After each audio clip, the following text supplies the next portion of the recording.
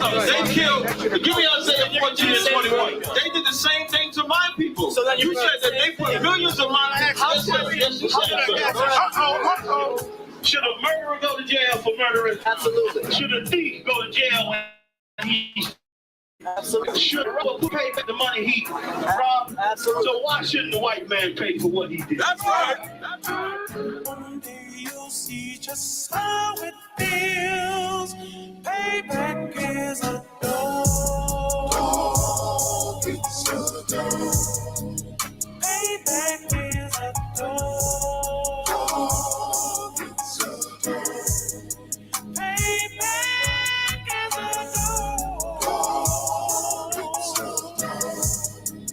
Payback is a dog. It's a dog.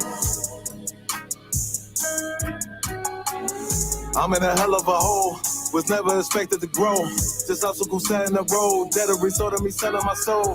The story I'm telling is cold, but yet it's what everyone knows. The white man's the devil is known.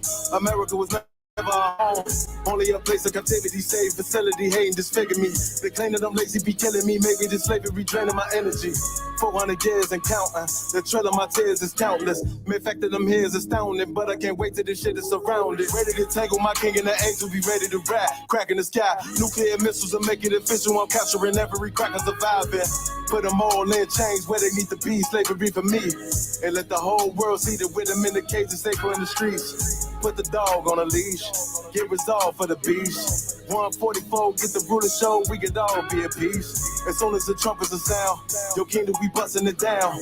The only way justice is found, the time for your judgment is now. One day you'll see just how it feels. Payback is a dog. It's a dog. Payback is a dog. It's a dog. Payback is a dog. It's a dog. Payback is a dog. It's a dog. Look, ain't no remorse in my blood slump. It won't be no compromise. Now it's time to feed the worms. Watch his body turn to flies. I clutch iron while you trust the lies. The next Glock I buy gon' be Gen 5. I get it customized. And sending shots off like farewell. Praying payback come back around like a carousel. Still remember your Honda's words ringing in my head like bells. Said you in his body, you fit the Lord, fuck the cocktail. Triangle choke, apply pressure to the game like I did Vondale. Payback's a bitch in a dress, she a bombshell. Revenge is dish served cold, I just hope they make an oxtail. Glock fresh out the box, I swear it got that new car smell. Made myself a target in a world of mad shooters. Devils design fire for our babies to pass through in the day of our king's reign. I'll be overzealous. They bought my jealous, I bought brand new parabellums. One day you'll see just how it feels. Payback is a dog. It's a dog. Payback is a dog. It's a dog. Payback is a dog. It's a dog. Payback is a dog. It's a dog.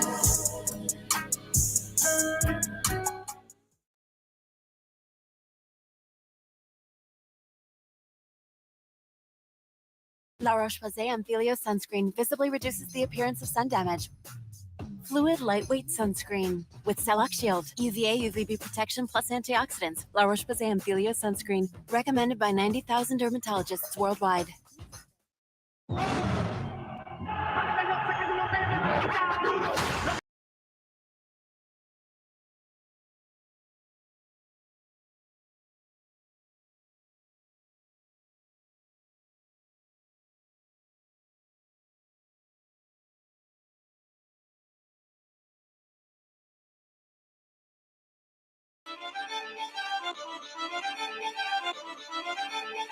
You ain't too you crazy for this. Big soldier, nigga. Just give me a reason. Fuck peace, getting even. Won't beef with fear. Taking over, nigga. Let me make it clear. They want the cloud, we want the zone. That's the way it is. I'm about to start a fire. Whole team full of riders. They be dead on the ride, boy. Ain't gon' be no survivors. Big soldier, nigga. Come on. And don't care where it is. They want the cloud, we want the zone. That's the way it is. I'm repped out, tell them watch your mouth. You know we gon' bend your block. I'ma walk in time bomb. I go viral. You niggas like TikTok, yeah. This ain't what you want. Tell them throw in the towel. We make niggas hit the clock and with our toe fire, rain brimstone. They gon' think that you live a lie. We ain't got no picks. We want it all. We gon' make you pick a spot. We knocking on the door, so let us in. You know we gon' pick the locks. We in the field for real.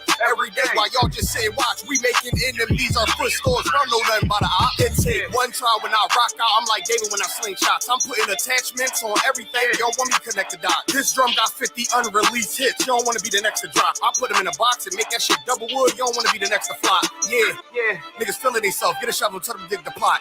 Can't fit you and your man's in it, just tell him get a bigger box. Cause I'll put you in one and knock you out one. Call him my nigga knock. I'll put your song on, cut it on you, and then tell you that shit was hot. Big soldier, nigga. Just give me a reason. Fuck peace, getting even. Won't beef with fear. Taking over, nigga. Let me make it clear. They want the cloud, we want the zone. That's the way it is. I'm about to start a fire. Whole team full of riders. They be dead on the ride, boy. Ain't gon' be no survivors. Big soldier, nigga. Come on. Don't care where it is. They want the cloud, we want the zone. That's the way it is. Big soldier, nigga. I come in the name of the boss. So my niggas that is wartime. Already wait the coast. That point shoot bitch. Red Dead Redemption. Got them niggas scared to whisper. Is you with us or against us? Can't stop to the zone lock. I don't think get the picture. It come from my head, I'm giving them lead. The preacher give him a scripture. Flow cold style vicious. Niggas sweeter than the missus. Got soldiers posted. I put them on your roof. Merry Christmas. Bring hither and slay him. Got the Glock out the book of Luke. Keep it stick like Dumbledore. Play dumb, I'ma let it loose. Call my gun harmony. Call my main bitch Betty Boop. He the truth, I'ma need the proof. Got stripes like beef troops. Hit his ass like a Louisville. Hit him low, then I hit him high. Bring him home to the umpire. Give him bars like Wi-Fi. Turn the booth to a bonfire. Little bitch, I'm a live wire. I ride like a car tire. It's on mine when I ride by. Big soldier, nigga. Just give me a reason. Fuck peace, getting even. Won't beef with fear. Taking over, nigga. Let me make it clear. They want the cloud, we want the zone. That's the way it is. I'm about to start a fire. Whole team full of riders. They be dead on the ride, boy. Ain't gon' be no survivors. Big soldier, nigga. Come on. Don't care where it is. They want the cloud, we want the zone. That's the way it is. I heard they coming for blood, I'ma be coming for more. Give me the floor, they better come with a mop. I'ma be making it pour. Nigga, I'm raw, fly with the hammer like Thor. Found on my ops in the morgue, tell them I'm four. I'ma be bombing these lanes, understand how and war. I've been the lead, time to get back in the street, time to get back on my feet. Had time to read, check out we came from the east. Wait till my dogs are released, heard they was sleep. So we gon' wake them up, put them up in the sky, the Lord gon' take them up. I take on anybody, think he brave enough. I've been the same and I ain't never changing up. I'm in my zone, hit up my cellular phone, tell me whatever he on. I take that scouter, he on them perks and that powder. Homie ain't really that strong, I'm like a dog. Better yet, Benny King, I keep a lion head on my pinky ring. I keep a shield. Boy, you see everything. G43, Symphony, let it sing.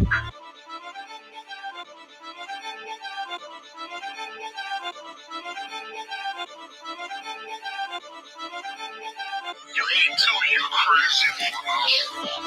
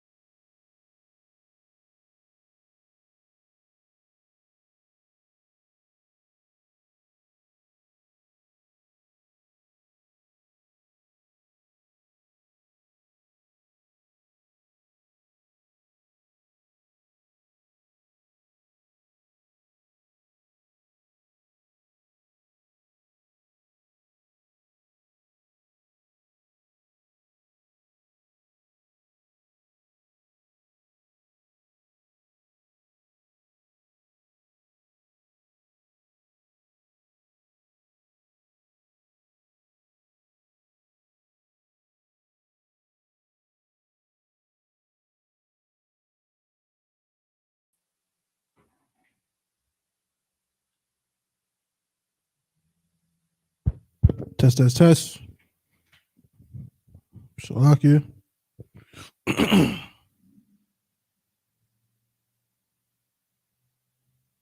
me just a moment.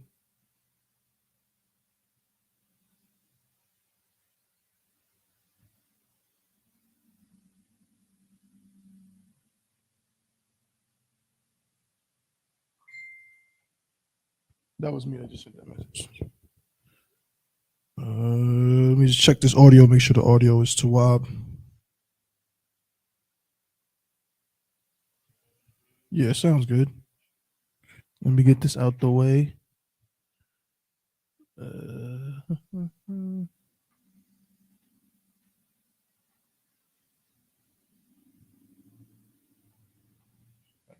we go. Let me just adjust the camera as well.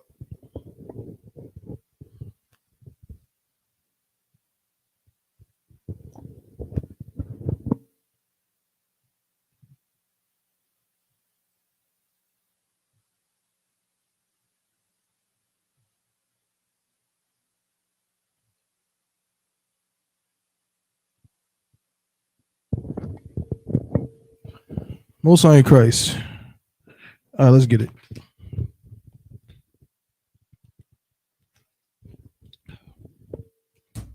Shalom. Yahweh Shem Yahweh Shah Barak Thumb to all the brothers. Yahweh Shamar Allah Thun by Shem Yahweh Shah to all the sisters. This is the Israelite School of Universal Practical Knowledge, started out of 1 West, 125th Street, Harlem, New York, under Commandant General Yohana. Been in operation since 1969, teaching the truth of the Bible. The so-called blacks, Latinos, Native Indians are the true Jews, the true Israelites of the Bible. Of course, this is the Friday night Lashawan Qadash class, the Hebrew class.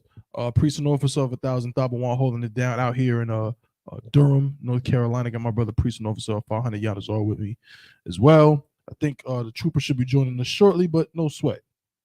All right, I see some sisters have joined us already. Sister Jasmine, shalom sis. Yahweh Shemar Lathabah Shemel Shai. And Sister Brittany, shalom sis. Yahweh Shemar Lathabah Shemel Shai. So we're gonna go back. We're gonna dial it back today. We're gonna dial it back and get back to some basics. Basic foundational ideas and concepts, of course, that we can utilize, that we can build on. But we have to have these in our memory first before we can talk about some of the more complex stuff. All right. So I want to start with, Yanazar, prologue to Ecclesiasticus. We'll start there. Where's my black marker?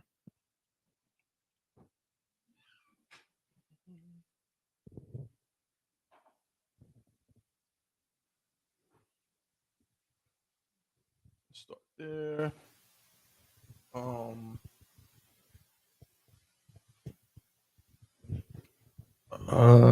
So prologue to Ecclesiasticus, and also give me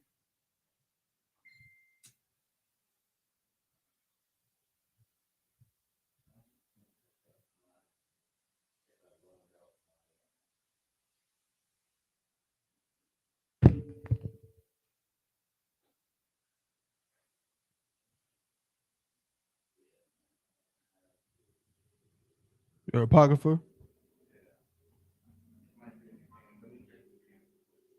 I'm pretty sure it is in the camp equipment.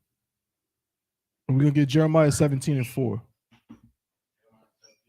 as well. Mm-hmm.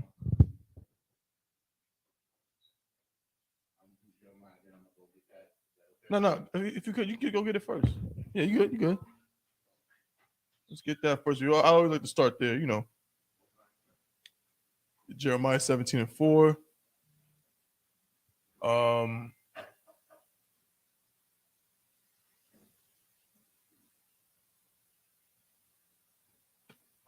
Also, so then we're going to go into, so what is Lashawan Qadash? Right? What is it?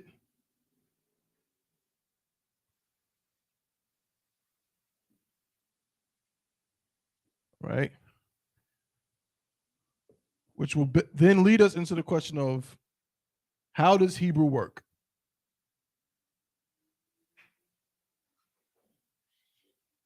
You good?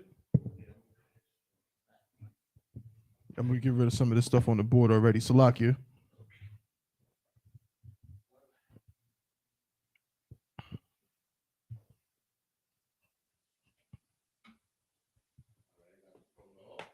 All right, just give me 1 second.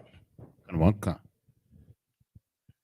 So then that'll lead into the question of how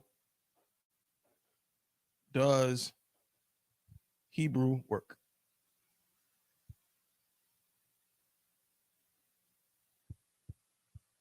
Okay. And while we're having this main discussion, breaking down how Hebrew works, then of course that will lead us into a nice alphabet review.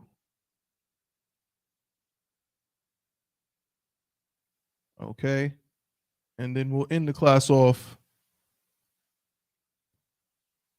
with greetings. We'll just break them down.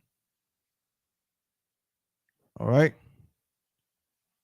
We'll break them down fully and totally if we have time. Okay. So that's what we're starting with for today. And if anybody wants to join the class,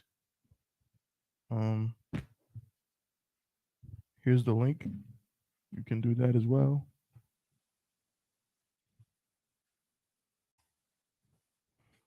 Okay. Actually ask your questions, in, quote unquote, in person. But if not, then you could just comment, and I'll see the comments on the different platforms we're on. All right.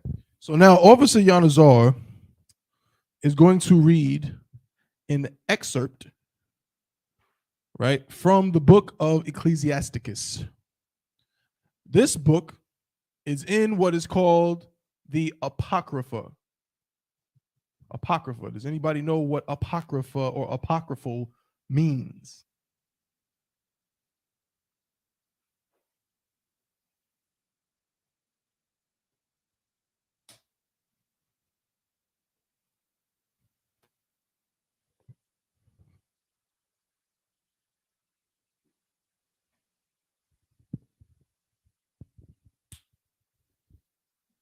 Anybody?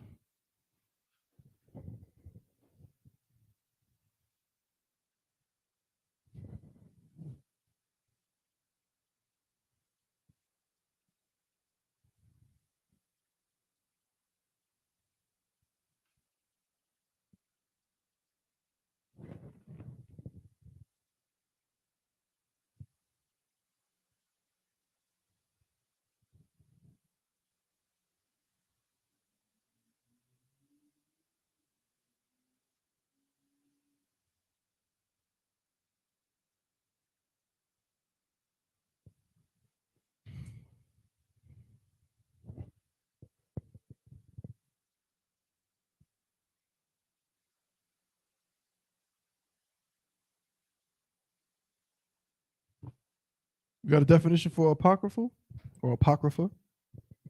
Sir, Okay, if I could, please.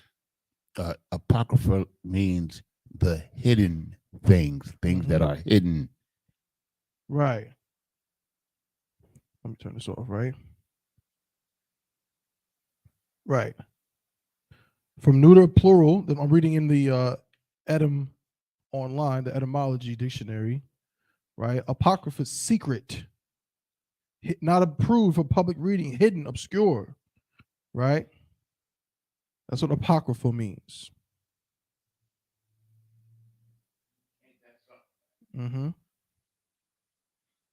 Now, they say that it also means of doubtful authenticity, but the reality is the only reason why they say that is because what? Exactly. They don't want you to know the truth. Okay. And this is from the 14th century, right? This is from the 14th century, or the that would be the 1300s, if I'm not mistaken, right? The 1300s. And but yet some 200 years later, when the King James version of the Bible was officially published in 1611, there were those books, right? They became apocryphal or the Apocrypha after they were taken out of the Bible. Go ahead, please. If I may, sir. I did some research on it, and the Catholic Church had the Apocrypha removed from the Bible in 1693. It's 80 years later. It's 80 years later they had it removed. I wonder why they had it removed. Like you said, Yanazar, what was in it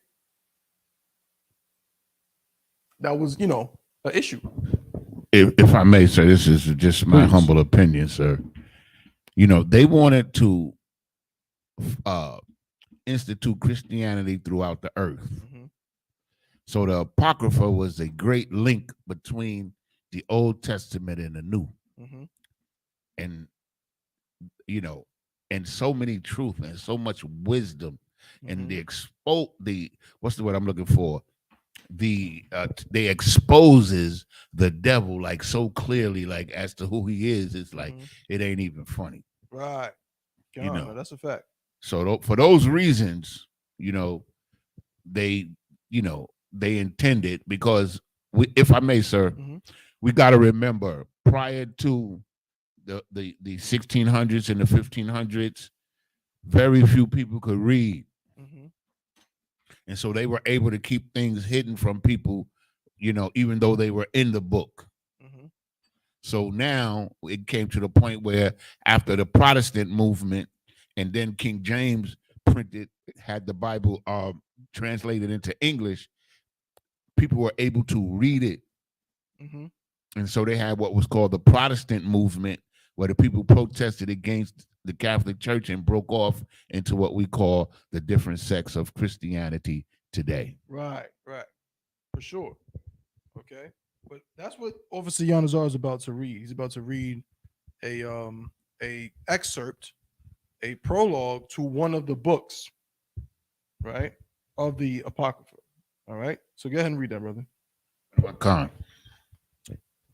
The wisdom of the prologue to the book Apocrypha, or Ecclesiasticus in the Apocrypha. This is about the 5th paragraph, where it says, "Wherefore, let me entreat you to read it with favor and attention, and to pardon us wherein we may seem to come short of some words, which we have labored to interpret." Right. So of course, this brother speaking right here is saying, forgive us if we're short of some words, or some of the words are not perfect, because we worked real hard to interpret it. He's talking about translating it. Okay, go ahead. For the same things uttered in Hebrew. For the what? The same things uttered in Hebrew. The same thing uttered in Hebrew. Go ahead. And translated into another tongue. Right. Uttered in Hebrew, but then it's translated to another tongue or another language. That's important. Go ahead. Have not the same force in them. They what? Have not the same force in them. They don't have the same force in another language as it has in its original language. Okay. That's why it's so important for us to study Hebrew, to read Hebrew in the Sabbath service, to incorporate it into our speech when we speak to each other.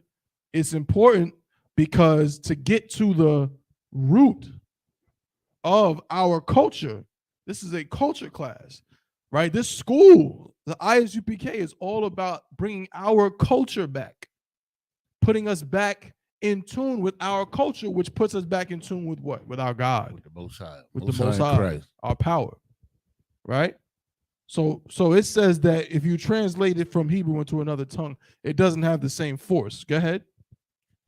And not only these things. And not only these things, not only what you are about to read here in Ecclesiasticus. Go ahead. But the law itself. But the law itself, the law, right?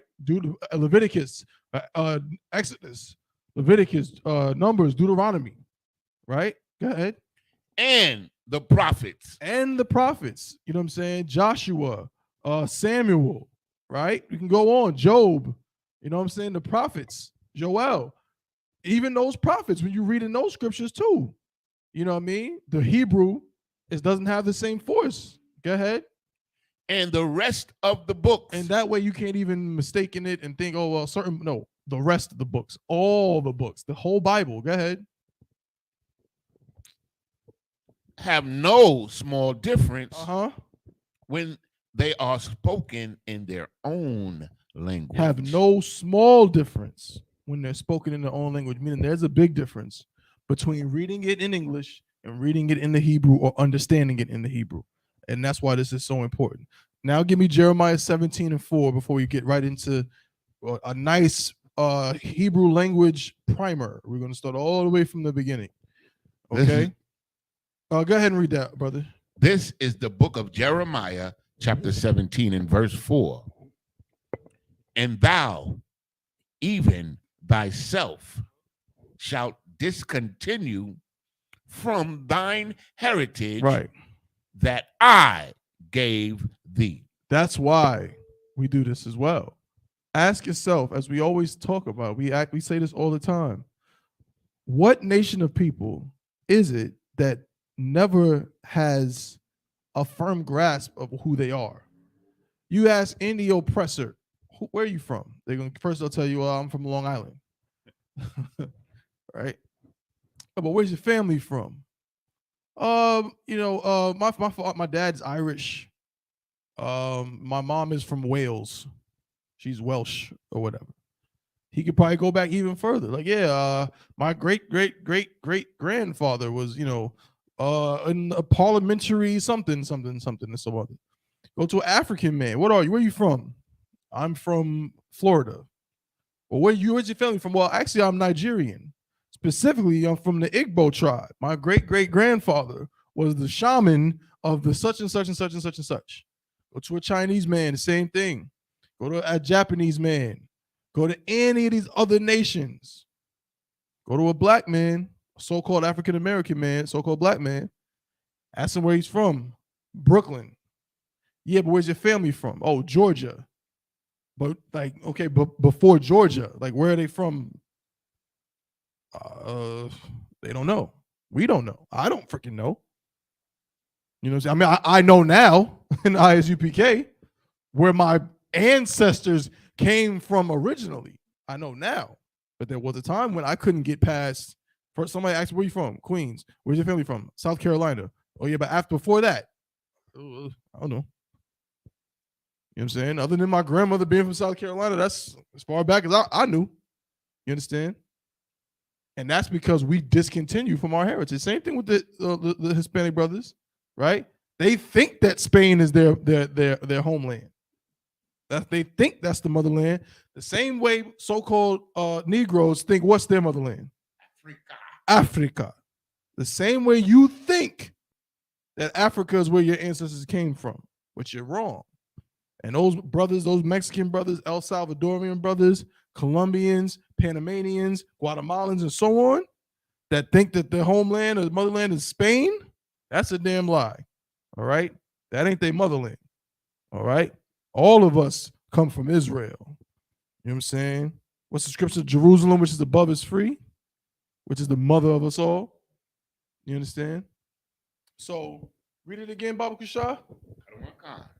The book of Jeremiah, chapter 17 and verse 4.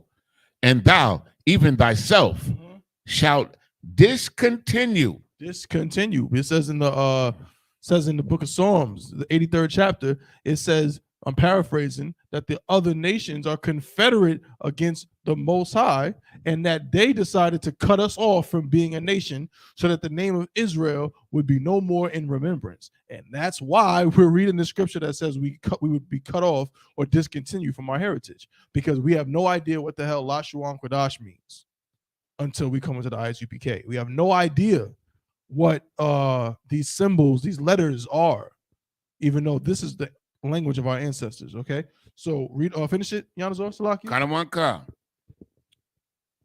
And thou even thyself shalt discontinue from thine heritage that I gave thee. That who gave you? That I, the Most High, gave thee. The Most High gave us this heritage. You understand?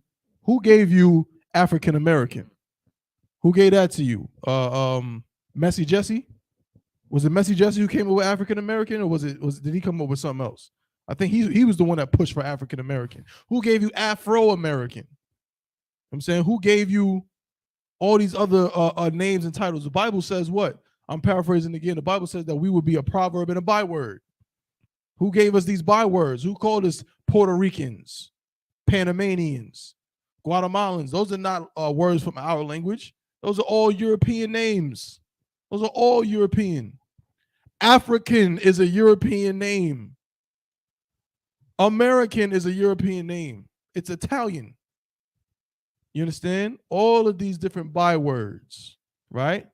But guess what? But this heritage, knowing how to speak Lashawan Qadash, knowing how to speak the Hebrew, saying Shalom, Yahweh Shem Yahweh Barak Thumb, Yahweh Shamar Allah Thun Ba Shem Yahweh Shai, right? Knowing how to say those things. Wearing a war scarf, a headpiece, sisters covering their head when they pray. You know what I'm saying? All of these things are the culture that the Lord gave us. That's the difference. All right, finish it out. Khan. And I will cause thee to serve thine enemies in the land which thou knowest not. I mean, that's plain and simple right there. And the Lord's going to cause us to serve our enemies in a land that we know not. And guess what? We're still living out this punishment. That's right. We are living it right now. You watching this on YouTube. You know what I'm saying? You watching it on Facebook or Twitter. You know, if you Black, Hispanic, or Native Indian, you are living out this punishment right now. We are in hell in this place. You know what I'm saying? Terrible, terrible things occurring that we see every single day. Something new that it makes me just say, damn, like this, we're really living in hell. We did a story about the brother on the show today. We did it last week too. Brother getting eaten alive by bed bugs in the dirtiest jail cell I've ever seen in my life. For a misdemeanor battery charge. Didn't shoot anybody, didn't kill anybody, didn't rape anybody. He went to prison for a misdemeanor battery charge. They found out that he had mental issues. He had some psychological problems, and they put him in the psychiatric ward. And it was in there that they put him in that dirty cell, and he died. And they found him he was being eaten by bugs. Go ahead, if I may, sir. I pray that everybody, every Black, Hispanic, and Native Indian can see that picture and see that cell. And I just want to say this, sir. Please. Anybody on any level that would have tolerated that filth and that disgusting is an animal in themselves, man. The ones who tolerated and allowed those conditions to persist, right? Those are the animals. That's sir. Right. Damn right. That's what we're dealing with in this place. That's biblical, because the scripture says what? Beasts of the field. That's what they are. All right. All ye others who come to devour all ye beasts of the field. Right. And that's what they do. So let's get into this. So what is Lashawan Qadash? You hear us say it all the time. Lashawan Qadash class, Lashawan Qadash class, okay? We're going to do a quick little just understanding of this. Because I don't want to get too deep in a grammatical breakdown, okay? I'm just going to explain what these words mean. So the word Lashawan comes from this word. I'm going to write it in, and I want these concepts, we're going to go real slow today. If you've been in this class before, you've heard these words before, but this is a good time. We're going to really pinpoint these words and get an understanding of what we're saying, excuse me. So first things first, this phrase right here is Hebrew, okay? It obviously is not English, yet I have it written in English letters. If I was to actually write this in Hebrew, I could write it one of two ways. If I wanted to write it in ancient Hebrew, I would write it as such.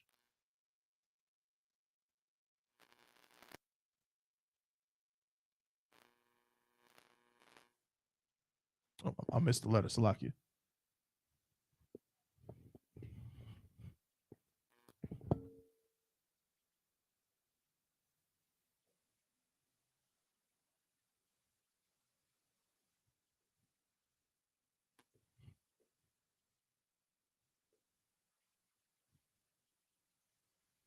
This is ancient Hebrew, and if I wanted to write it in Assyrian Hebrew, I would write it as such.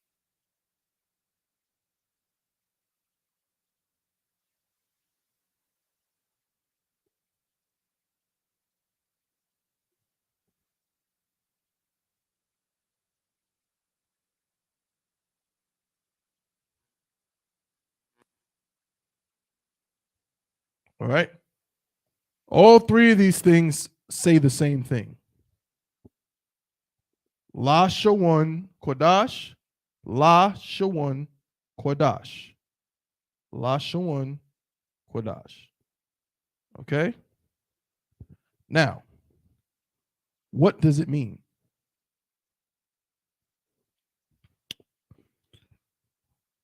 The word Lashawan means tongue, but it means it metaphorically. It comes from the root word lashon. Again, I could write this in two different Hebrew ways, but we'll just leave it like this for now. This word literally means tongue, like in your mouth. Okay. And this word does as well, but it turns this into what we in English is called, or we might use the ing. In English, there's many ways to use ing.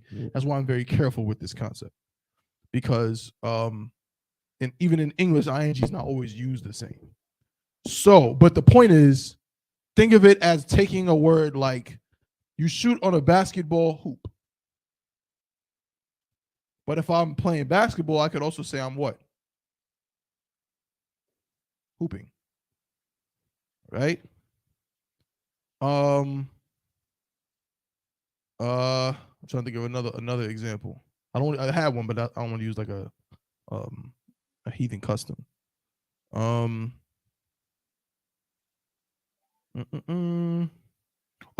here's another related one, right? You can be when you play basketball, you play with a ball, right? A ball is a thing. But what did Jim Jones say, right? Balling, right? Or balling, right? Now you've turned this thing into an action, right? Hoop becomes hooping, ball becomes balling, and so on. That's basically what's happening here. Tongue, and now you're turning it into a word that means utilizing this, an action with this. So basically, it means speech. But as we know, and I don't want to say Old English. I won't say Old English. We'll call it what? Old Quaker English. Got to be careful.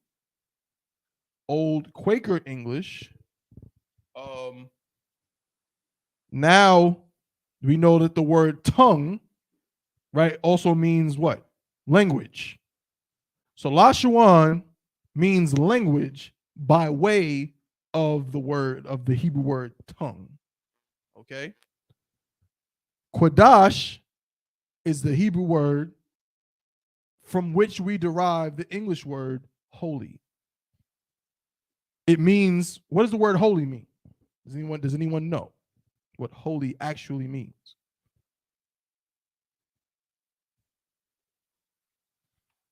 Holy has a meaning.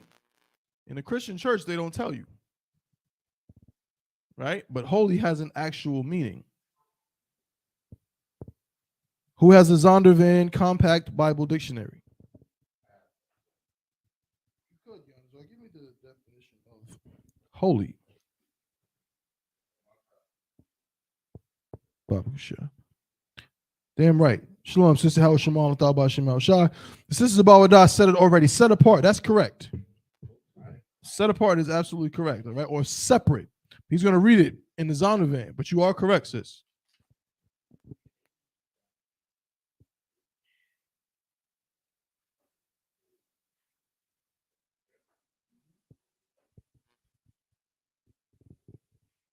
Again, if y'all have any questions, just go ahead and just type it into the chat at any time.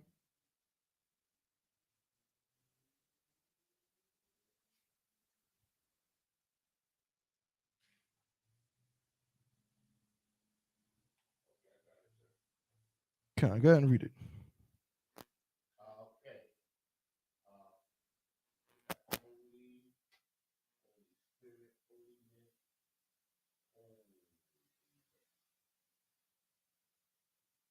Holiness. Read that.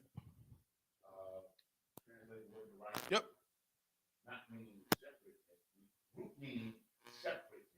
On the mic. Holiness usually translates words derived from a Hebrew root. Hebrew root. Meaning what? Meaning separateness. They don't tell you in this entry. The Hebrew root they're talking about is the word Qadash, right? Fake, the so-called Jewish man says Kodesh. That is incorrect, right? It's Qadash. Go ahead. Meaning what? Khan, meaning separateness or withdrawal. Separateness or withdrawal. Or as the sister said, set apart. Holy means separated, right? Set apart, withdrawn. A good example we always use, think about your favorite anything. Your favorite shoes. If you have all your shoes, over here, your absolute favorite is probably going to be in a freaking vault, where you got to use a fingerprint code and whatever, and this is just your prized possession. It could be shoes, it could be an article of clothing, a book, some kind of family heirloom or something that you keep away from everything else. That's what holy means. That's why the children of Israel, the Most High calls them holy, because what? They're separate from everyone else. And I'm not just saying that to just say it. It literally calls the children of Israel holy in the book of Deuteronomy, the 7th chapter, right?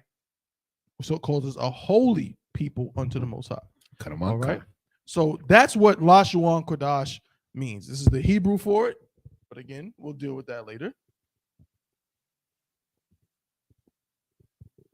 All right. So Qadash means holy. And Lashawan means tongue or language. So it simply means holy language. Yes, it's backwards, but that's how Hebrew works. Hebrew works a little bit different, right? In English, the subject-verb relationship has a more rigid order. It's not so much in older languages. You could say Lashawan Qadash, Qadash Lashawan, and it'll mean the same thing. Okay? But now we know what Lashawan Qadash means. It means holy language or holy tongue. This is what we are calling what? What the world essentially knows as Hebrew. Right, the word Hebrew comes from the word Eber. Okay, but Lashawan Qadash is what we talking about Hebrew. It means Hebrew. Okay, that's the language we are speaking. We call it the Holy Tongue, of course, because in the book of 1 Corinthians, Paul says, right? I'm paraphrasing. He says, "Though I speak with the tongues of men and of angels." This language is that tongue of angels that Paul was speaking of. Okay, this is the language that is spoken in heaven, in the third heaven where the Most High dwells, and the angels dwell. Right, this is the language that they speak. This is the language that Adam spoke. Okay. The first people spoke this language. All right. So that's what Lashawan Qadash literally means. It's just a way of saying Hebrew and making sure you recognize and understand the magnitude of it as the holy language. Okay. But now let's get into the meat and potatoes of the matter. How does it even work? What is it? Okay, like what is this Abba Gada? What is all of this?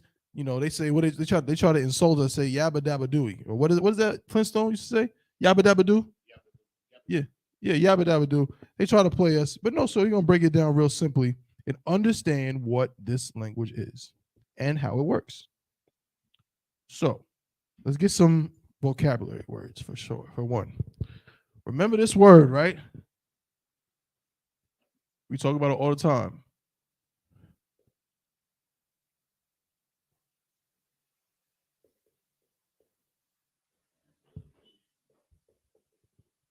Transliteration. What is a transliteration? Anyone know?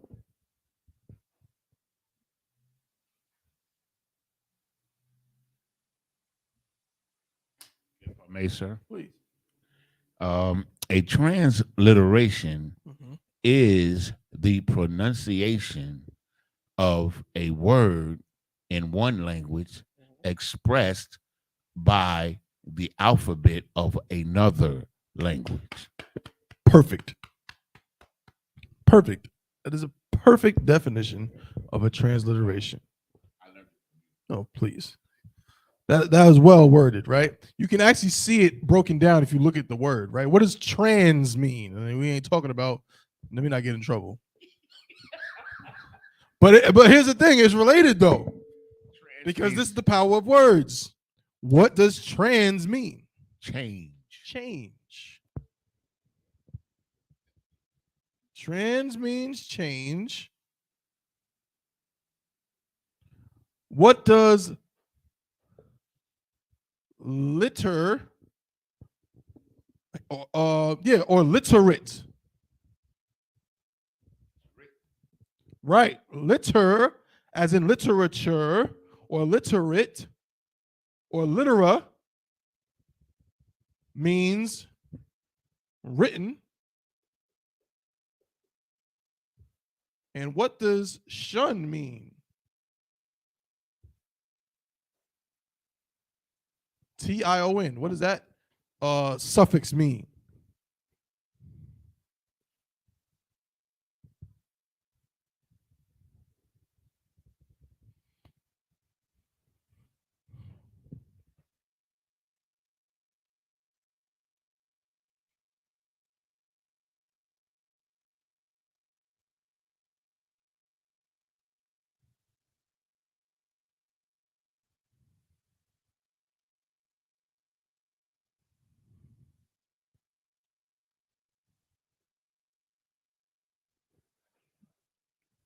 I got you.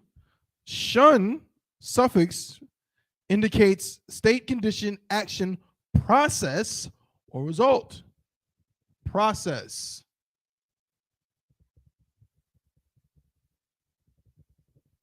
Okay? The process of something. So that's literally what we're doing. Let me get this.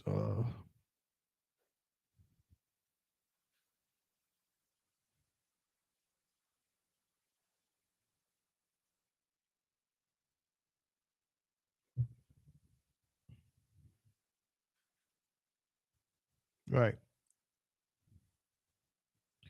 So actually, you could say liter also means it actually comes from the Latin word. It literally means letter. So written letter, same thing. So literally, it's the process of changing the letters. So transliteration means the process of changing the letters or the written system. That's what it means. Okay? That's what we just did when we had Lashawan Qadash written here in English letters, and then we wrote it again in two different forms of Hebrew, right? You just want to have this vocabulary words because, again, we're going to basics here. We're going very slow. And we're going to use these words over and over. You're going to hear me say transliteration over and over again. Okay?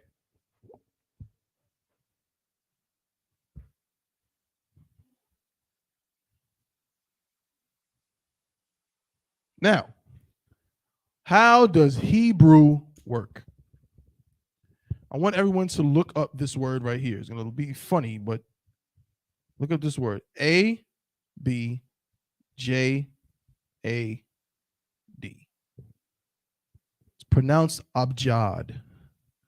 Somebody look that up. Tell me what that means.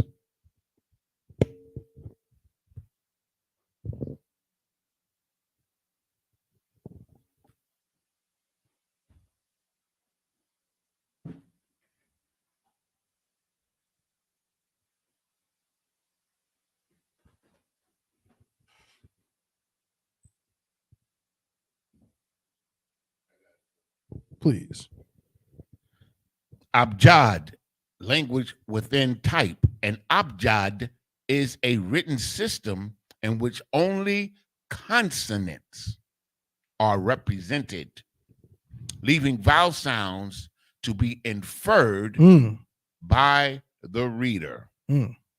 This contrasts with other alphabets which provide graphemes or graphemes, for both consonants and vowels. Simple. Any more? The term was introduced in 1990 by Peter T. Daniels. I hope y'all got that. Hope y'all understood what he said. I'm gonna break it down simply. An abjad is simply a writing system, a letter system in which there is no representative for vowel sounds. It's all consonants. Meaning what? Imagine an English word. Today. Now, I don't want to use Y because they say sometimes Y is a damn vowel. So let's use the word woman.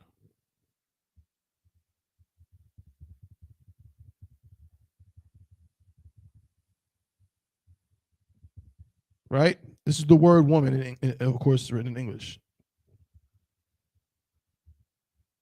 Notice how many consonants are in this word.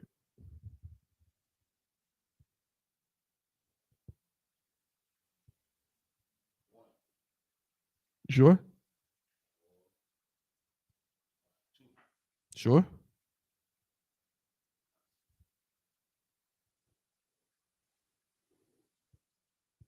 How many vowels? So then how many consonants? But there's 4 letters, there's 5 letters, so how could it be 2 consonants and 2 vowels?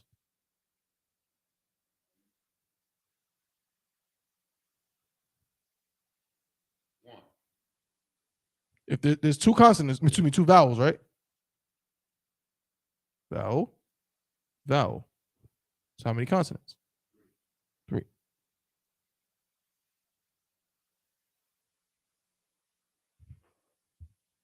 Right? If this was to be written like an abjad, we would eliminate the vowels and you would just see this.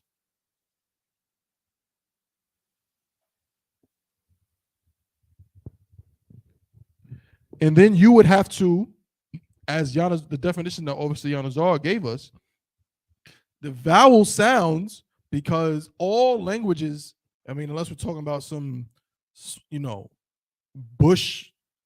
Bushmen in Zimbabwe clicking, I don't know what they got in their languages.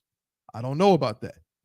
But most languages are going to have vowel sounds, right? Because you can't connect. How do you say?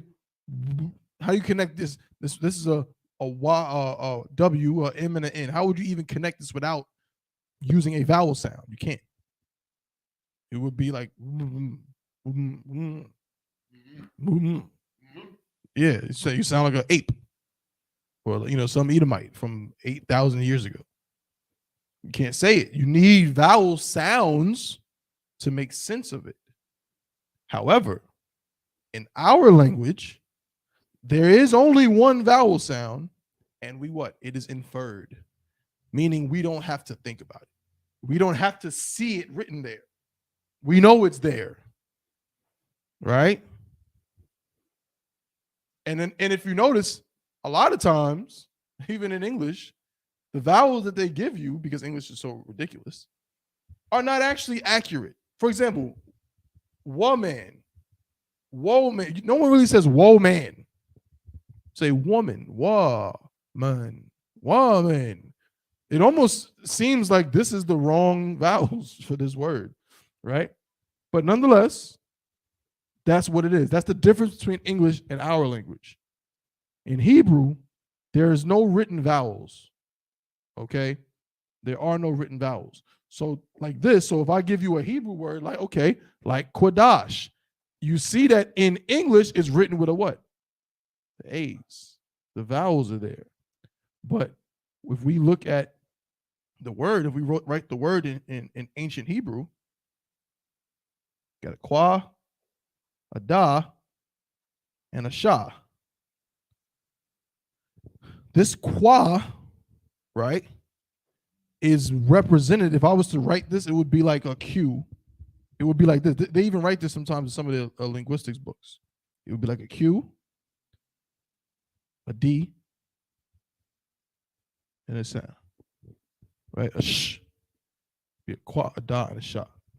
But we, of course, define it as a qua to let you know what that vowel sound is like, sounds like, right? But there is no written, there's nothing written here to tell you to put that ah sound.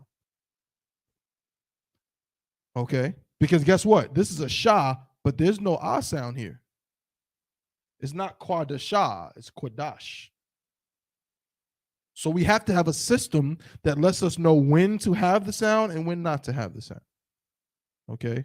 Specifically when we're talking about the ancient Hebrew. All right? And that's what we're going to get to when we start writing it on the board. But this word right here, abjad, this is the kind of language Hebrew is. Okay? It is a language that is comprised of a letter system, an alphabet that is only consonants. There are no written vowels.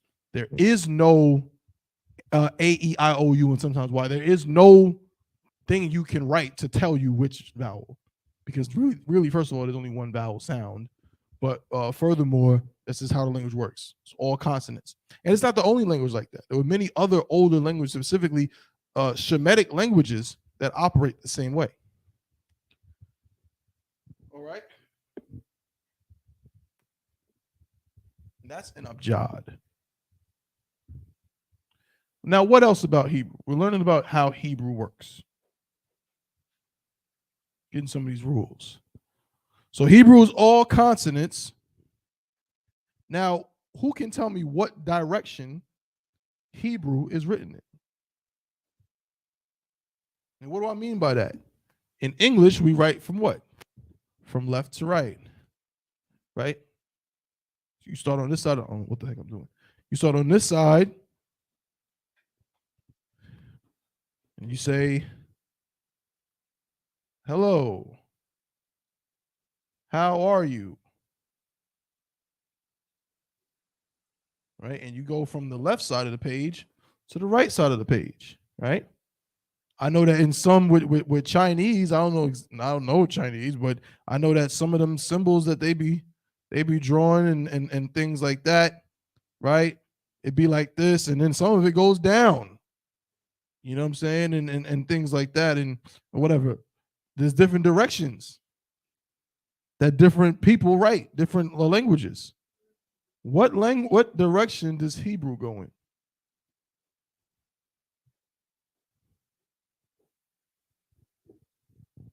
Zabawadah said from right to left. Absolutely correct, sis.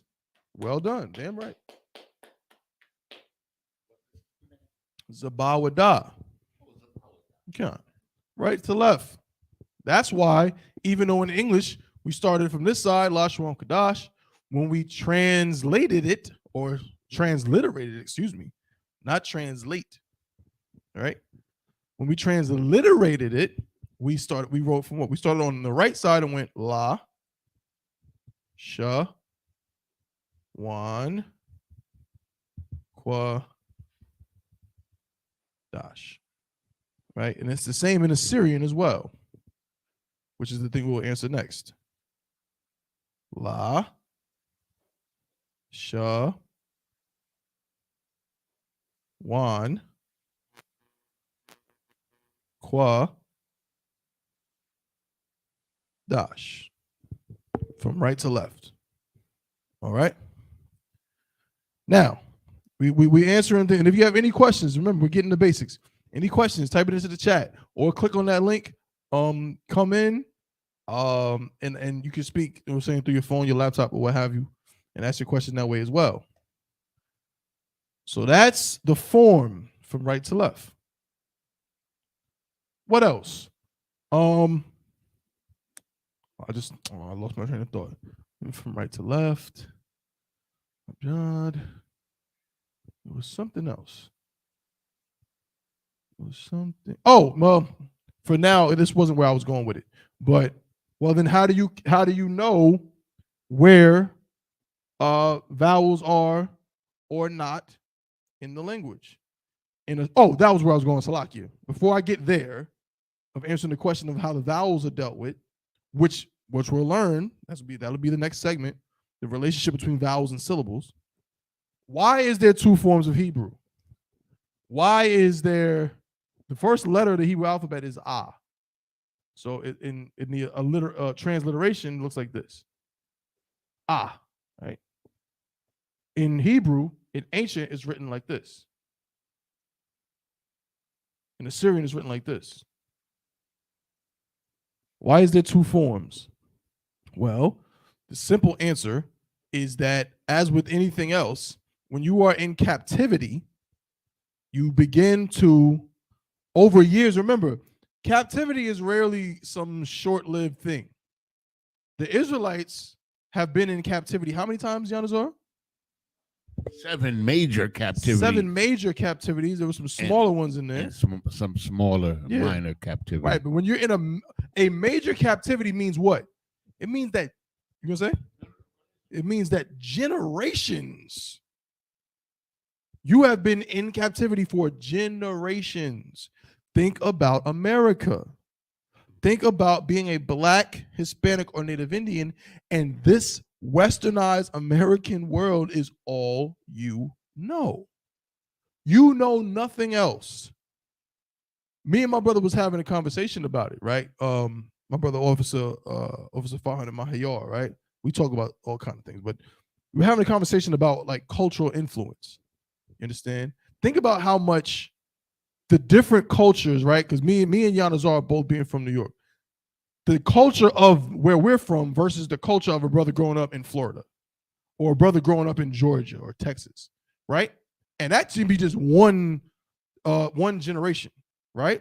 But part of that comes from what? The influence of those around us, right? A lot of brothers in New York, we grew up with influences from Europeans near us, Italians. You'll notice sometimes when you hear a brother from New York, his New York accent it's influenced by how Italian immigrants talk. You know what I'm saying? Some of those inflections are present, right? The same thing with brothers and sisters. The way a Savannah accent is different than how a Texas accent is, partly because of the heathens that we find ourselves near and being influenced by, who were our captives in that particular area. So let me turn this light on. And so I'm saying that to say what? This is a prime example of that. This is a prime example of our culture now being influenced by the heathens that were around us. Okay? So the reason why there are two forms of Hebrew is because we were in captivity under the Assyrians. And we were there so long during that time, we started to utilize a different writing system that was based on their writing system to what? To even write, our own language. And I know what you're thinking. That doesn't even make sense. Well, that's crazy. Why, if we already had this, why would we just go ahead? Why would we write this? That wouldn't even make any sense. It does make sense, because when I wrote Lashawan Qadash at the beginning of class in all English letters, everyone was able to read it. When I write transliteration, you know what that means. Change, written, process, letter, Hebrew. That's the only thing on the board you can read. But if I go ahead and do this, if I go, Salakia, my marker's losing a little bit of power. My bad, Salakia. But if I write this,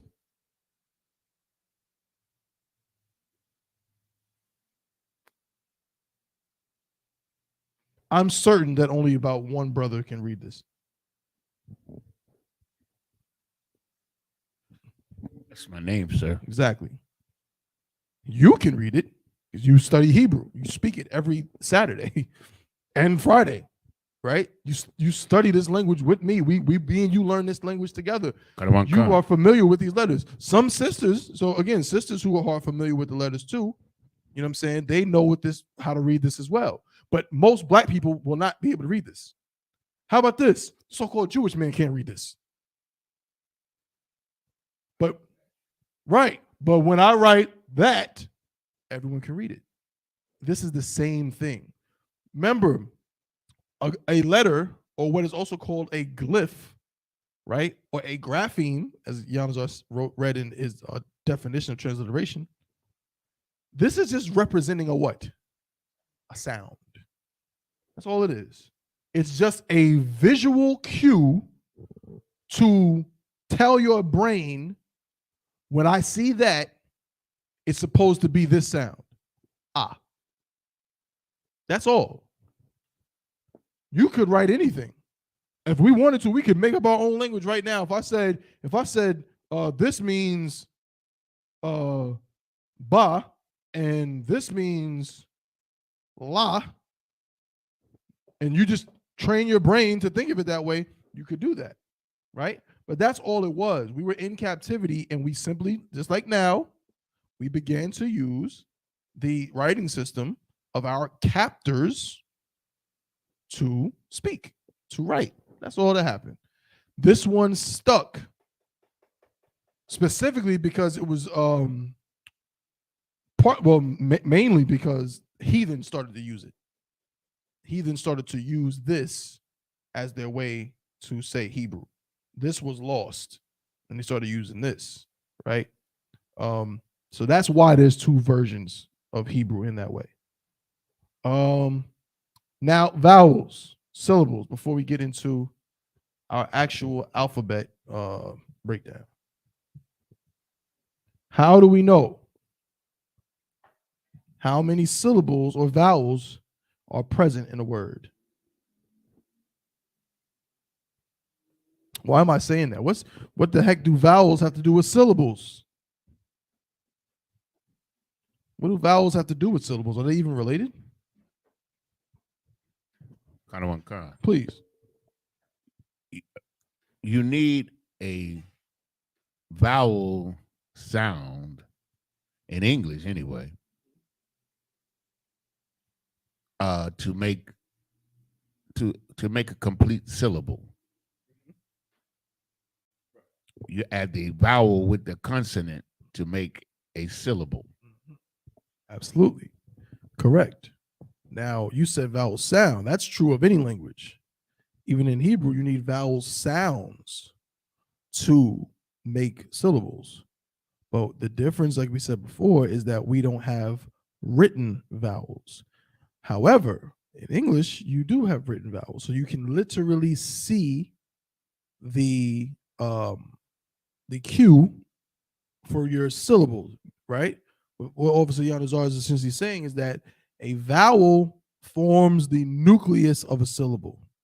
We'll use the word woman again.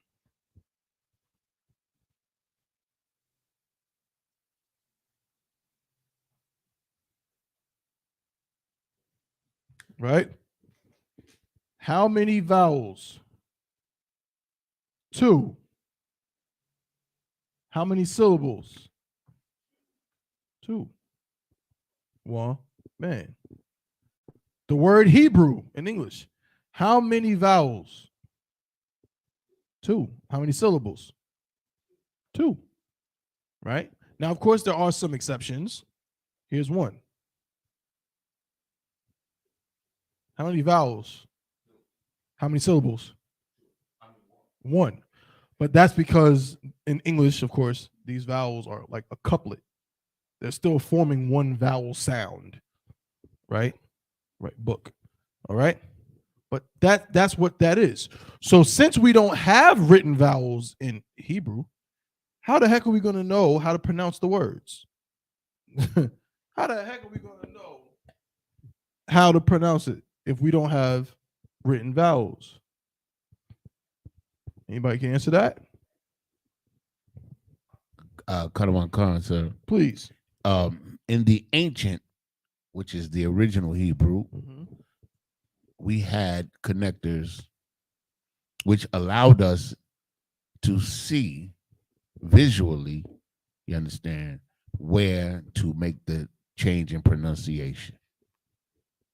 Perfectly said. We wrote the brother's name. Officer Yanazar. Here's our letters. Ya.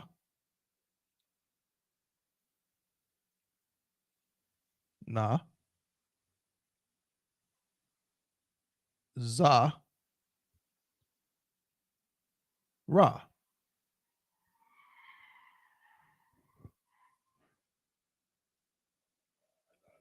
I got you. Slag, your pardon us 1 second.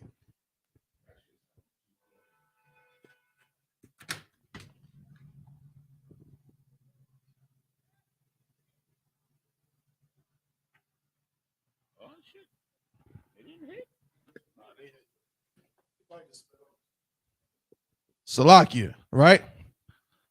I mean, you was thinking the same thing, right? This is these letters, right? This is the word Ya, Na, Za, and Ra. How do we get it to say Yanazar? How? As Yanazar said, because guess what? In English, we would just do what? We would know just to write the appropriate amount of vowels to make it what it is. In Hebrew, we don't have any vowels. We just have these 4 letters. So what do? We have a thing called connectors. Between each of these, that's why we say Ya, Na, Za, Ra. It is inferred or assumed that between each of these letters is what we would call in English a short A sound. I believe it's written something like this. It used to be back in, I'm sure I'm writing it wrong. That's like a tilde. It might be something like that. I can't remember, but it's a short A sound. Ah. Or different forms of the short A sound. Right? So it's assumed that in between each one of these consonants, it's unwritten, but there's a short A sound between each one. So, in order to know the proper way to say the word, we use what obviously Yanazar spoke about, connectors. What these connectors do in our language is they function as our signal for syllables or vowels. I'll say syllable, that's better because again, they're on the written vowels. So syllables is the better way to put it. But since vowels and syllables are related and connected, you could say it either way. What do I mean? So now that we know how to write the letters, how do we get it to say what we need to say? Simple. We're going to put the appropriate connectors to match the syllables. So, Ya, we know that we hear the word Ya, we hear the Ya at the beginning of the brother's name. So guess what? We're going to use a symbol that tells us, that vowel sound is attached, or better yet, that letter is its own syllable. This is what we're going to write. Upside down kind of curve, right? Ya, na, another one. Ya, na, it's another syllable. Zar, now that's a syllable. Zar. This za and this ra are not 2 syllables. They're not zara, they're zar, which is 1 syllable. How do we write that? We connect them like such. Which tells us to eliminate that vowel sound because these 2 consonants are 1 syllable. The same way how in English you would use one vowel to form a syllable between two consonants. You would say run. One vowel, two consonants, one syllable. Run. Okay.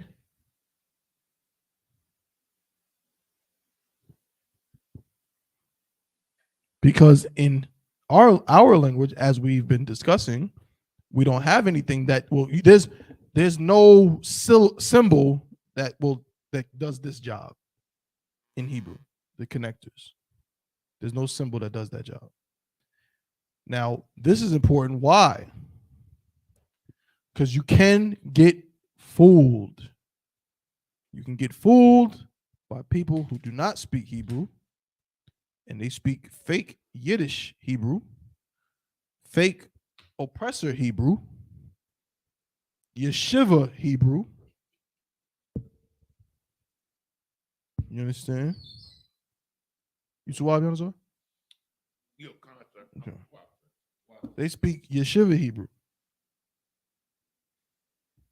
And they will tell you this is this. They'll write this. They'll write 4 letters.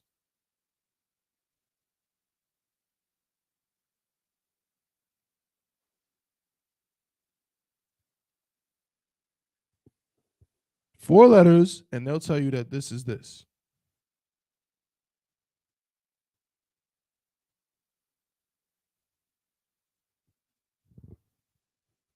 Right? And when they break it down, this is how they'll break it down. They'll say that this is Shah. Is that correct? That's correct. Just this symbol by itself represents the Shah. That's true. But then they'll say this is where it gets freaky. They'll say that this symbol is not a La, it's just a L. And they'll say that this is a O and that this is an M. Does the rest of that make sense?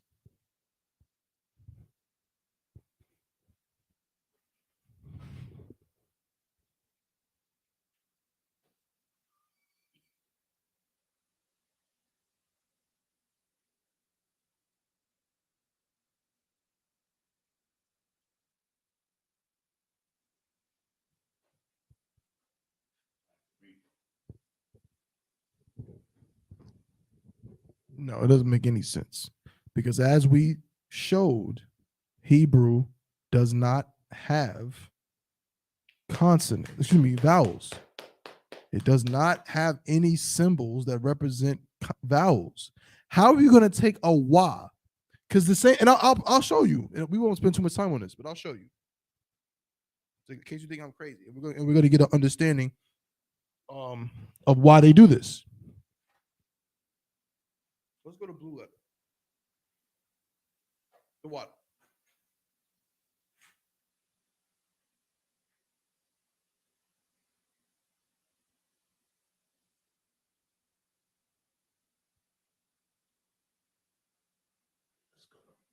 Here we go. You know we got to hear the devil say it. So this is what is written. That's 4 Hebrew letters. 4 Hebrew letters.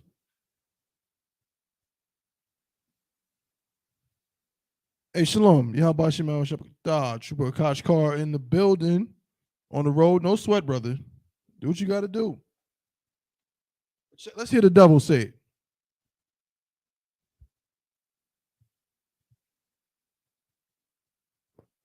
Come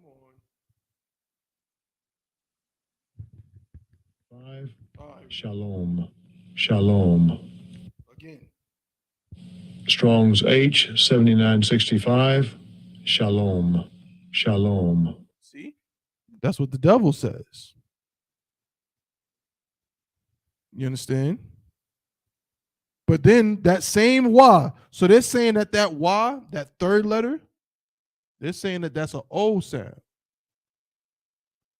But then let's think of another word. Let's think of another word. Let's think of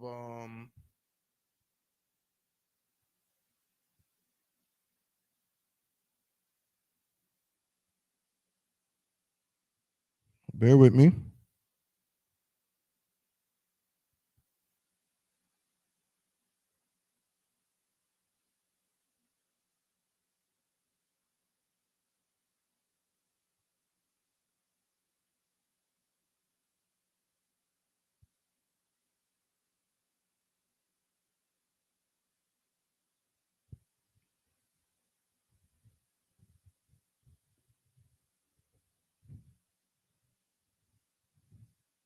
One second.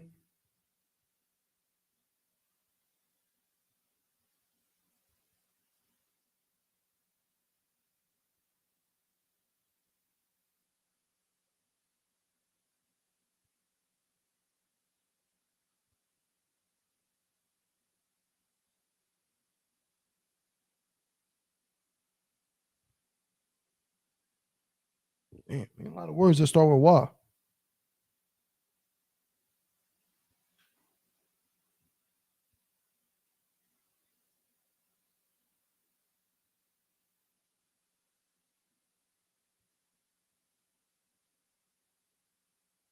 Okay.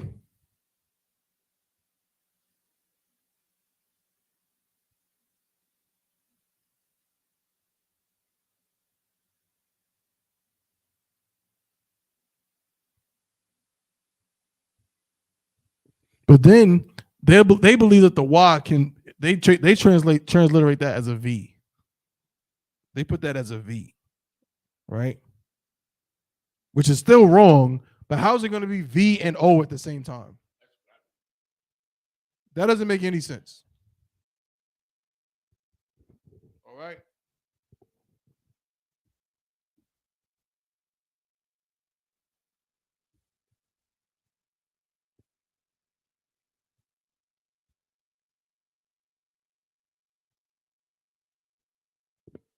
So we don't need vowels. We just use the connectors. My name. How many syllables? Da, ba, wan. 3 syllables. So how many connectors are there going to be?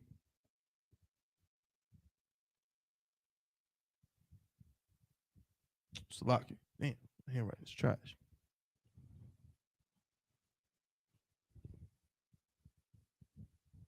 Da, ba, one. 4 letters, 3 syllables. So how many connectors? 3.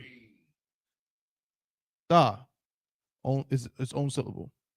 Ba, its own syllable. 1. These 2 letters are forming a syllable together. 1. Right? So again, if you imagine these little A sounds in between, it's like, yep, that one stays connected here, that one's connected here, and then these 2 share this one, and this one gets erased. That's the concept. Okay? Y'all follow me?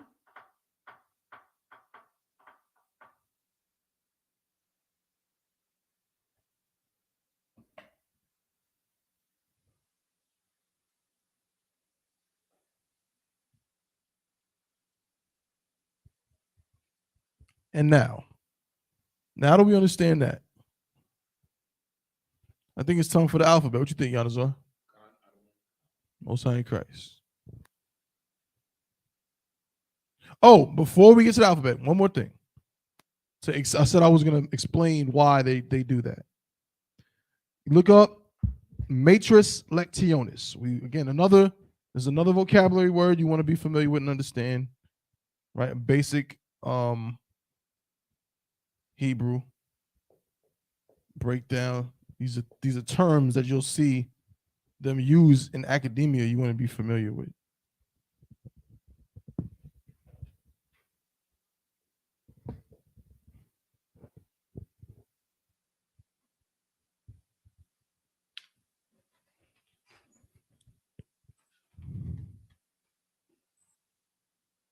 Let's look up matrix lectionis.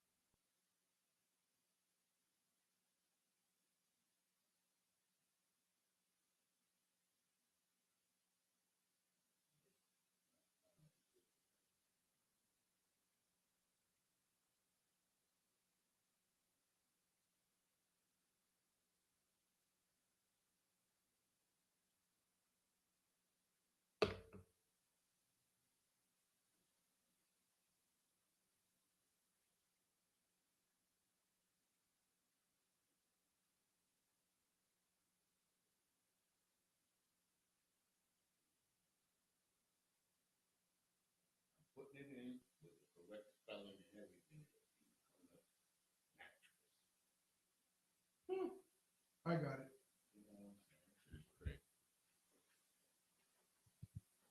All right. Matrix lectionis. All right.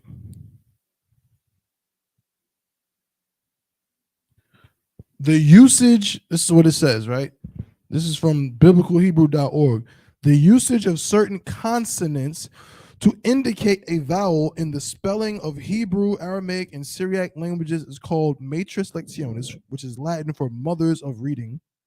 Singular form mater lectionis, right? The letters that do this in Hebrew are or that they call the aleph, he, wow, and yod. The ya or the yod and wow in particular are more often vowels than they are consonants. The practice of using matrix lectionis seems to have originated when a and al diphthongs written using the yod and wow consonant letters respectively monoptonized to simple long vowels e and o. This epiphenomenal association between consonant letters and vowel sounds was then seized upon and used in words without historic diphthongs. Go ahead. Does it say when they started doing it? I'm trying to see. I don't think it does. This system developed as an early system for indicating vowels using the Hebrew alphabet. Yeah, it doesn't say when.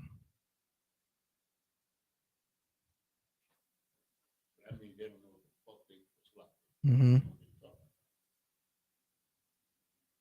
It's not given the exact time. It does mention later on, it says, similarly, in the Middle Ages, Ashkenazim tended to use male spellings under the influence of European languages, while Sephardim tended to use Hazer spellings under the influence of Arabic. So lucky, sir. So that means they try to make it sound as close to the way they talk. Yeah, pretty much. Yeah. Pretty much.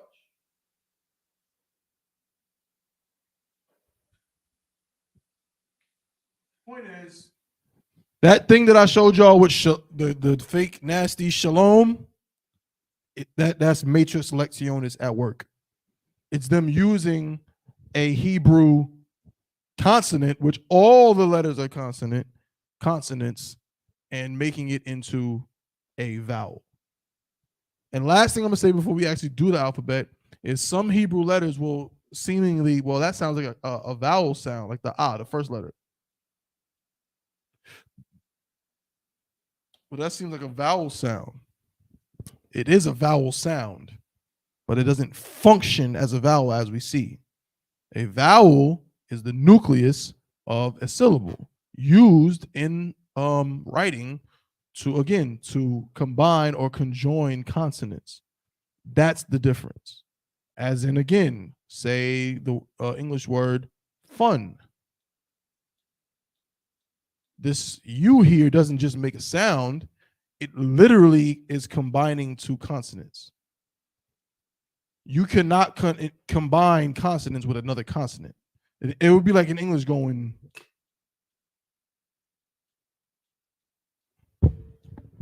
This doesn't make sense. You can't combine the F and the N with another consonant. You need a vowel, right? So same thing in Hebrew. I cannot take a ya. We'll do Assyrian.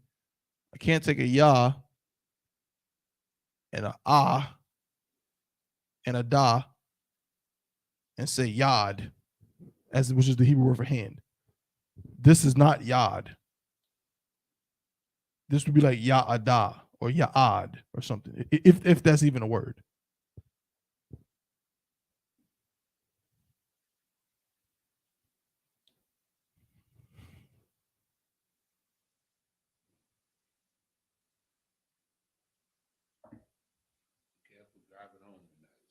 Mm-hmm. It's getting hot. It's getting real hot. You know what that means for so-called Blacks, Latinos, Native Indians? You know what I'm saying? Our people, we just keep becoming more and more like Esau. Mm-hmm. For sure. That bothers me too. It is what it is, man. But we gonna get it right. All right. So yeah, that's how that works. Now let's get the alphabet. Now let's get it. All right. You know I gotta employ my man. I gotta get my man. It's been a while. You know what I'm saying? Officer Yanazar with the exquisite handwriting like the scribes of old. You know what I'm saying? Everybody got Lashawan Qadash. We're gonna do both alphabets. Come on, let's do ancient.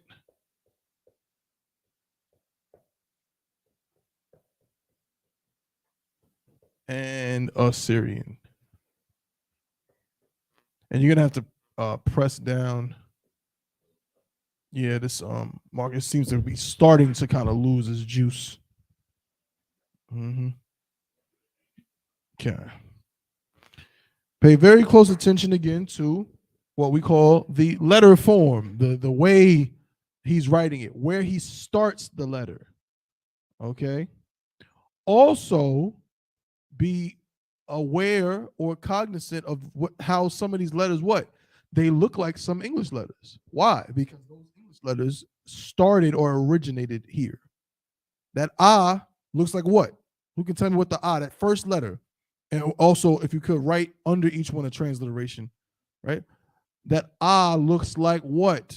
What does it look like?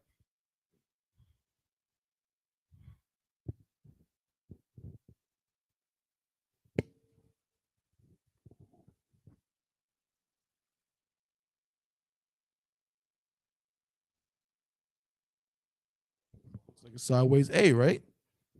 That's where the A comes from.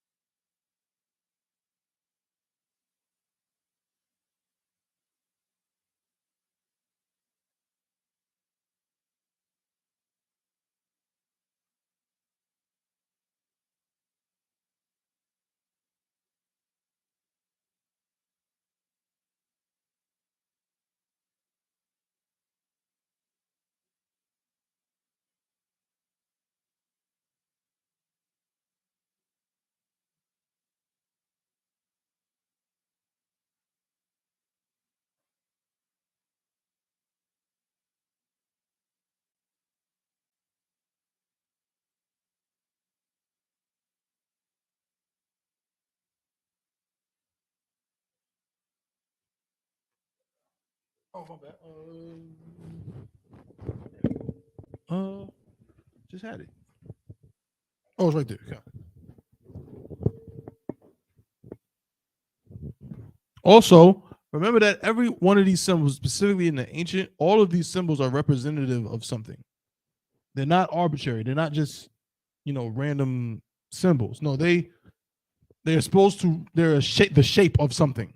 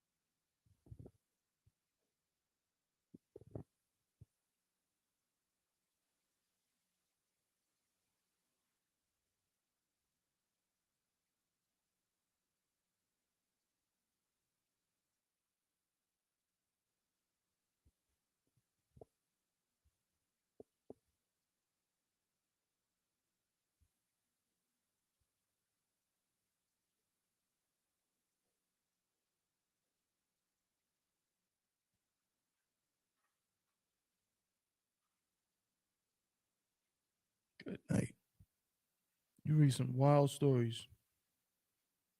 Some woman in New York tried to poison her her friend that looked like her with some cheesecake. So she can steal her identity to go back to Russia. Good night.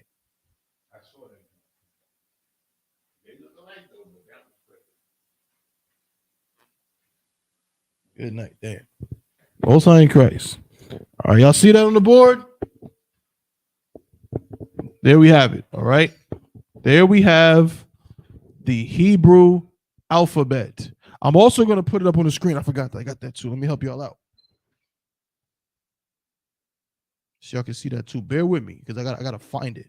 I gotta on this computer. Just give me 1 second.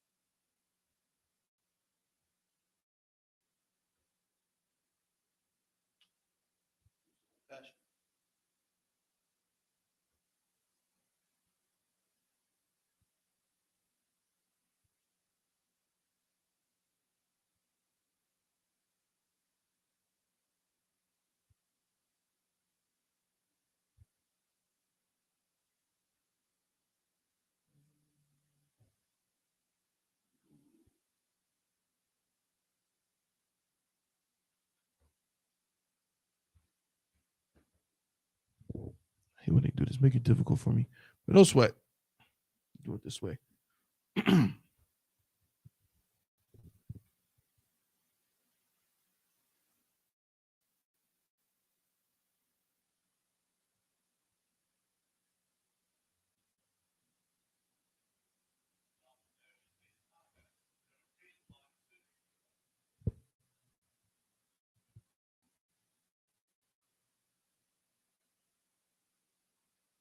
Y'all see that?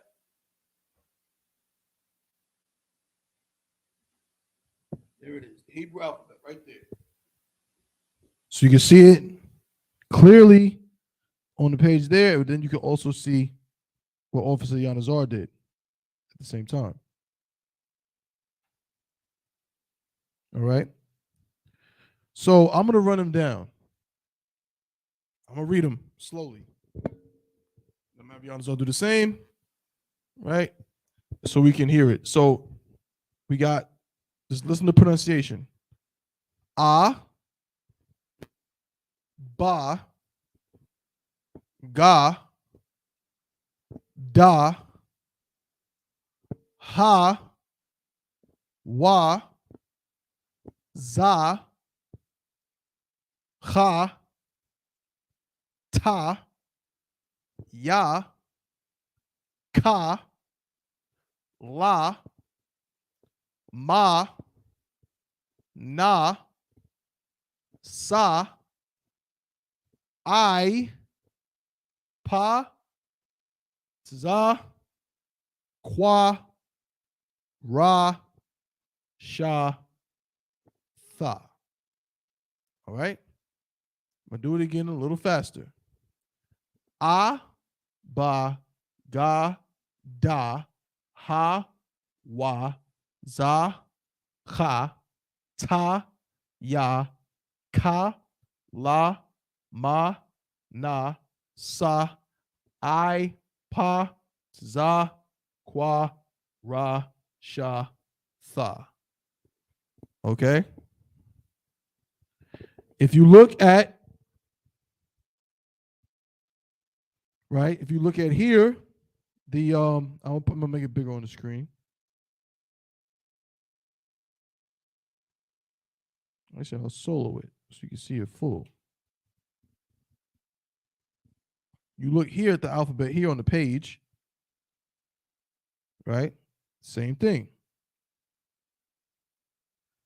A, ba, ga, da, ha, wa, za, cha, ta, ya, ka, la, ma, na, sa, I, pa, ta, za, qua, ra, sha. It's like sha, tha.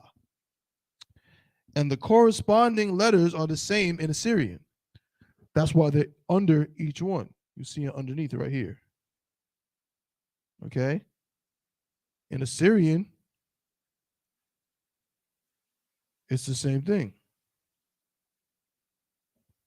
Move the camera a little bit. Same pronunciation. It's just different symbols, but the pronunciation is the same. A, ba, ga, da, ha, wa, za, ha, ta, ya, ka, la, ma, na, sa, I, pa, za, kwa, ra, sha, tha. Okay. Now, one thing Officer Yanazar, forgot, but it's no sweat. Was yeah, no sweat. We got it on the joint right here. So if you turn your attention again to the digital page, all right, you'll see that there are 5 letters. See these 5? 1, 2, 3, 4, 5. These letters have a different symbol when they appear at the end of a word, and this is only in Assyrian.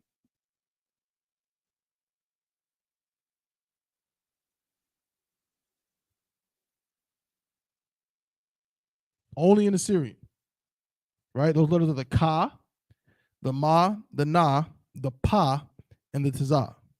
At the end of a word, they have a different symbol. You're not going to use the symbols you see here, right? So let me show you. So the ka, where is it? Right here. So the ka, not to be confused with the ka. The ka is a softer sound, and it has only one symbol. We're talking about the ka, right? The ka at the end of a word is written like this. It's like you're taking the ka and this little base here, you're eliminating that and just extending it down. Again, Salakia for if it's kind of light on the board, the marker is losing steam. But that's a ka. The next one is the ma. The ma at the end of a word is going to be like this. It's closed now. Now it's not open like this one. This one is open at the base. Okay.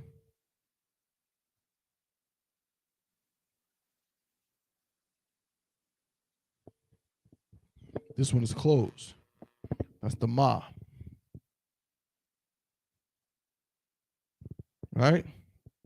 Then the na, same thing. The na at the end of a word is like you're going to take that concept and you're going to keep going. No base. Ma, na, excuse me, ka, ma, na. Then we have the what? The tazah. Excuse me, the pa, Salakia. The pa is next. Same thing. The pa is written. You're going to start out the same, but instead of forming a base, you're going to keep going. That's the pa.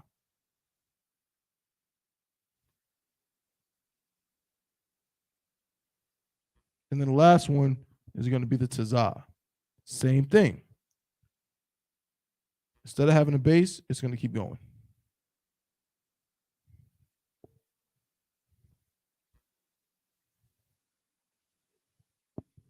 All right? Most High in Christ. Oh, y'all didn't see. Let me show y'all. Salakia. See that right here? We wrote them out right here. Let me get rid of that. The name.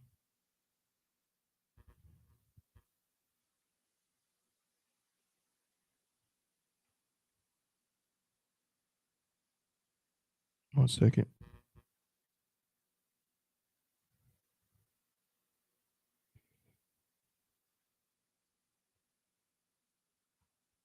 All right, there we go. So you see here, right? Ka, ma, na, pa, tazah. These 5 letters, specifically in Assyrian, are going to end different. They're going to have a different symbol if they appear at the end of a word. Period, point blank. no matter how it's used, if it's at the end of, if it is the last letter of the word, this is which symbol you're going to use. Okay? So Yanazar, if you could run them down for me, brother.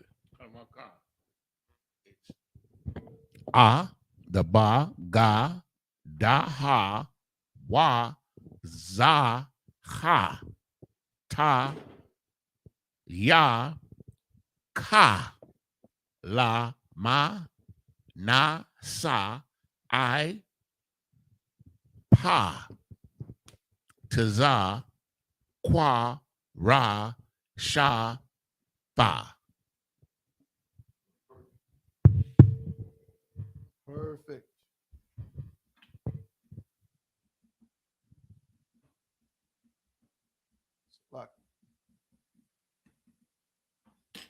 Right? So these are the letters you want to study. So if you want to go ahead and take a screenshot of the alphabet on the board, or again, I'm going to put this up one more time so I can see it full screen.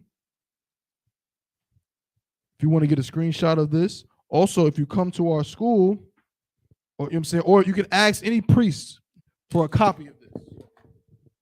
Right? If you're not in our zone, like the sister who's in upstate, you know what I'm saying, sisters from different zones, you can just ask your camp leader for a copy of it. I know in upstate, I believe Captain Azania, you know what I'm saying, is holding it down up there. I'm sure he has some copies of this, so he can definitely get it to you. All right. But for now, you can go ahead and screenshot it so you can look at it. You know what I'm saying? It's extremely helpful. It's a helpful tool to use during class. You know what I mean? So definitely want to have this in your archives. You feel me? All right, we can get out of here. Salakia.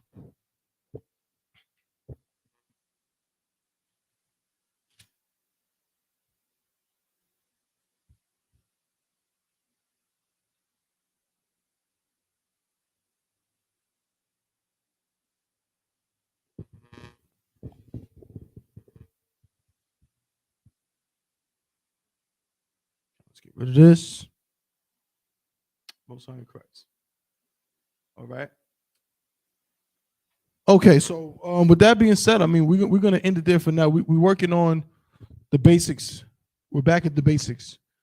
We started really getting just a understanding before we even got to the letters, a basic understanding of how Hebrew even works. So if anybody has any questions, you know what I'm saying? Anybody got any questions? Yanazar, are you good? Are there any questions online?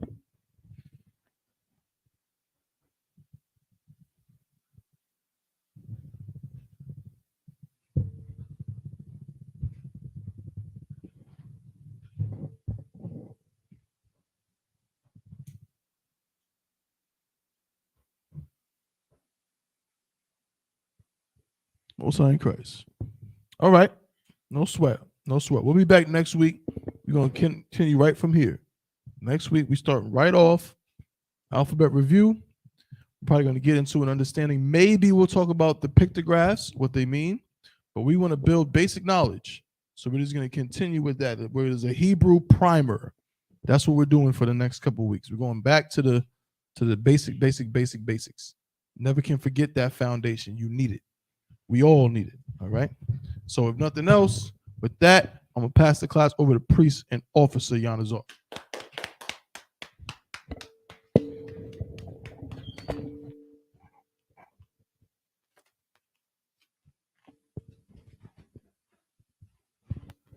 Okay, Thawada, sir.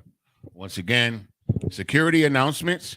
We are the ISUPK out of 1 West, 125th Street, Harlem, New York, under Commandant General Yohana. New rules for brothers and sisters. When a new brother or a sister comes into the school, they are off limits for 6 months. They are to be saluted only. They are here to shed themselves of the world. After 6 months, if a brother or a sister has an interest in a particular person, he or she must get permission from the head to speak to a brother or sister. There's another 6 months in which the brother or sister will court each other. Salaki will court each other. After this 6 month period, the brother or sister will get permission from the head to marry. Tithed which is a commandment. You can find this in Numbers 18 and 21 and Malachi chapter 3, verses 8 through 10. It means 10th in the Hebrew and is pronounced ma'ashera. 10% of every penny of any increase the Lord gives you, you give to the Treasury Department or teacher. Priest fund. Free will offering for priests, not mandatory. Whatsoever amount you would like to give. Upcoming Holy Convocation. We're currently in the Feast of the First Fruit for the next, 50 days? Like, end of the, it started at the end of the Feast of Unleavened Bread, and it continued for 50 days.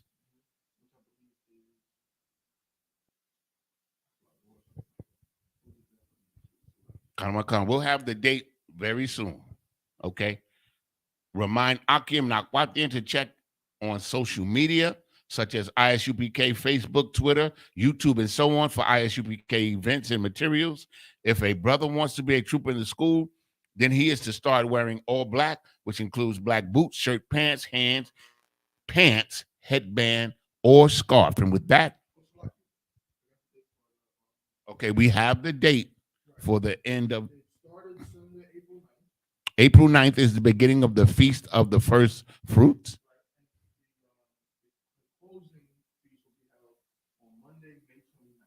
And the closing feast will be held on Monday, May 29th. May 29th. That's the day when we'll gather in whatever school and have the feast, the closing of the feast. Most High in Christ. And with that, men of Israel, I imagine